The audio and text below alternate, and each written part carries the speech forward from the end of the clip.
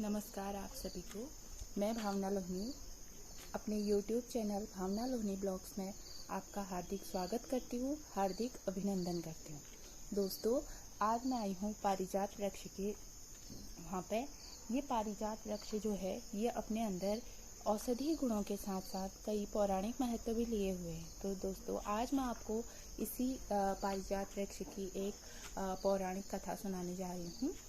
तो बने रहिए मेरे साथ भावना लोहनी ब्लॉग।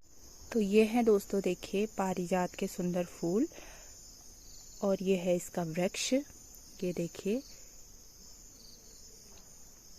तो इसकी कथा ये है कि एक बार भगवान कृष्ण अपनी पत्नी रुक्मणी के साथ अपने राजमहल में बैठे हुए थे। तभी महर्षि नारद, जिसे नारद मुनि कहा जाता था, वो अपने स्वर्गलोक से कुछ फूल लेकर, पारिजात वृक्ष के कुछ फूल लेकर कृष्ण के पास आए। कृष्ण को यह फूल अत्यंत ही लुभावने लगे और उन्होंने इनको प्रेम स्वरूप रुक्मणी को भेंट किया। तभी नारद मुनि वहां उनको पुष्प भेंट कर उनकी अन्य पत्नी सत्यभामा के पास चले गए और उनके कान भर दिए कि मैं स्वर्गलोक से जो फूल लेकर आया था वो भगवान कृष्ण ने अपनी एकमात्र पत्नी रुक्मणी को ही भेंट कर दिए तथा अन्य रानी को उसके कोई भी फूल नहीं दिए। यह सुनकर सत्यभामा के मन में जलन की भावना उत्पन्न हो गई। सत्यभामा के मन में यह भाव उत्पन्न करके जलन के भाव उत्पन्न करके महर्षि नारद इंद्रलोक चले गए और कृष्ण और सत्यभामा के बीच लड़ाई कराकर। अब क्या हुआ, जब सत्यभामा को यह जलन की भावना उत्पन्न हुई तो वह कृष्ण के समक्ष पहुंची और कृष्ण से बोलने लगी कि आपने स्वर्गलोक से आए हुए सभी फूल अपनी एकमात्र पत्नी रुक्मणी को ही प्रेम स्वरूप दे दिए और हमारे लिए कुछ भी नहीं रखा। तो वह बोली कि आपने उनको फूल दिए हैं तो हमको इसका पूरा वृक्ष चाहिए, मुझे इसका पूरा वृक्ष चाहिए। अब क्या हुआ, कृष्ण असमंजस में हो गए क्योंकि यह वृक्ष जो था यह एकमात्र अलकापुरी, जिसे इंद्रलोक भी कहा जाता है, स्वर्गलोक में एक क्षेत्र है अलकापुरी जिसे इंद्र की राजधानी कहा जाता था, एकमात्र वहीं पाया जाता था।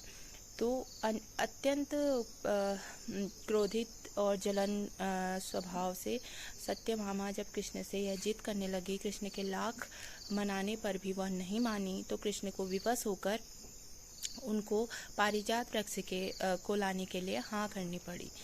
अब क्या हुआ कि कृष्ण स्वर्गलोक से पारिजात वृक्ष लाने को तैयार हो गए। तभी महर्षि नारद, जो उधर लड़ाई करा गए थे कृष्ण और सत्यभामा के मध्य, वह इंद्रलोक पहुंच गए। अब इंद्रलोक जब वो पहुंचे तो इंद्र के भी वहां उन्होंने कान भर दिए। अब क्या हुआ, जब नारद मुनि ने इंद्र के कान भरे तो इंद्र को भी क्रोध आ गया कि वह स्वर्ग की संपत्ति को पृथ्वी लोक पर ले जाना चाह रहे हैं।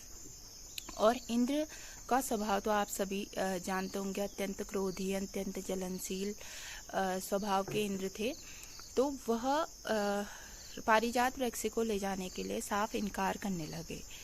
जब उन दोनों के परस्पर वार्ता हो रही थी तभी वहां भगवान कृष्ण अपनी पत्नी सत्यभामा के साथ पहुंच गए और इंद्र से पारिजात वृक्ष को धरती पर ले जाने का आग्रह करने लगे। उनकी विनती सुनकर इंद्र ने कृष्ण को साफ इनकार कर दिया, परंतु कृष्ण के द्वारा अत्यंत आग्रह करने पर, अत्यंत विनती करने पर इंद्र को विवश होकर कृष्ण को यह वृक्ष सौंपना पड़ा। अब क्या हुआ, इंद्र के मन में क्रोध का भाव तो था ही, तो उन्होंने क्या किया, इंद्र ने पारिजात वृक्ष को श्राप दे डाला कि यह धरती लोक पर तो लगेगा परंतु यह दिन में नहीं खिल सकेगा। इसीलिए इस वृक्ष के जो पुष्प होते हैं वह रात को तो खिलते हैं, परंतु जैसे जैसे इस पर सूरज की किरणें पहुंचती हैं वैसे वैसे ये पुष्प गिरते रहते हैं। इसके पश्चात कृष्ण इस वृक्ष को लेकर धरती लोक पर पहुंच गए, द्वारिका में पहुंच गए। उसके बाद क्या हुआ, सत्यभामा अत्यंत प्रसन्न हो गई कि मेरे कहने पर कृष्ण पूरा वृक्ष उठा लाए और ये वो। तो क्या हुआ, उस पर कृष्ण का नटखट स्वभाव तो आप सभी जानते ही हैं। तो कृष्ण ने क्या किया कि सत्यभामा की जिद के आगे झुक तो गए, परंतु उसको सबक सिखाने के लिए एक चाल रची। उन्होंने क्या किया, कृष्ण जो वृक्ष था, इस वृक्ष को लगाया तो सत्यभामा की वाटिका पर, परंतु इसके जो पुष्प गिरते थे, जैसे कि इंद्र ने श्राप दिया था कि पुष्प गिर जाएंगे दिन में, तो इसके पुष्प जब गिरते थे वह सीधे रुक्मणी की वाटिका में जाकर गिरते थे। तो यह कहानी है पारिजात वृक्ष की, कि कैसे इसे स्वर्गलोक से धरती लोक पर लाया गया। दोस्तों, यह वृक्ष अपने आप में बहुत ही अलौकिक सुंदरता लिए हुए है।